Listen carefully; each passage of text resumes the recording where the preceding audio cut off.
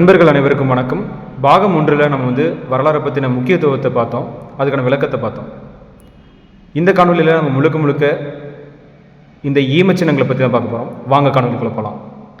பெருங்கற்காலம் ஆங்கிலத்தில் megalithic age என்று அழைக்கப்படும் தொல்லியல் களங்கள் தமிழகத்தில் ஏராளமாக இருக்குது.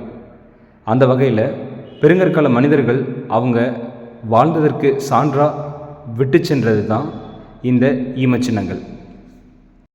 இந்த வட்ட வடிவில் பாறைகளால் அமைக்கப்பட்ட இந்த இடத்துக்கு பேர் தான் கல்வெட்டங்கள்னு சொல்லுவாங்க.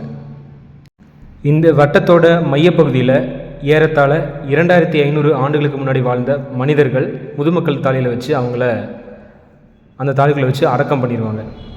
ஏறத்தாழ 2500 ஆண்டுகள் அப்படின்னு எப்படி சொல்கிறீங்கன்னு கேட்டிங்கன்னா, கதிரியக்க கரிம காலக்கணிப்பு முறையை பயன்படுத்தி ஆங்கிலத்தில் ரேடியோ கார்பன் டேட்டிங் என்று அழைக்கப்படும் முறையை பயன்படுத்தி தான் இந்த இடம் எவ்வளவு ஆண்டுகள் பழமையானது அப்படின்றது கண்டுபிடிக்க முடியும்.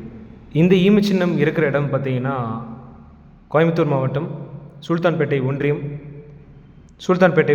அக்கனாக்கின் பாளையத்தில் கோப்பா கள்ளிமேடு அப்படின்ற அழைக்கப்படுற இடத்துல தான் இந்த ஈமச்சின்னம் அமைஞ்சிருக்கு.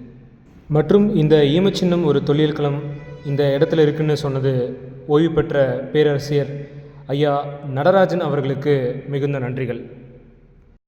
இந்த ஈமச்சின்னத்தை பற்றின முக்கியத்துவம் வாய்ந்த விடயங்கள் அடுத்த காணொலியில் பாகம் 3 பார்ப்போம். அதுவரை உங்களிடமிருந்து விடைபெறுவது உங்கள் சூர்யா தாஜா. நன்றி, வணக்கம்.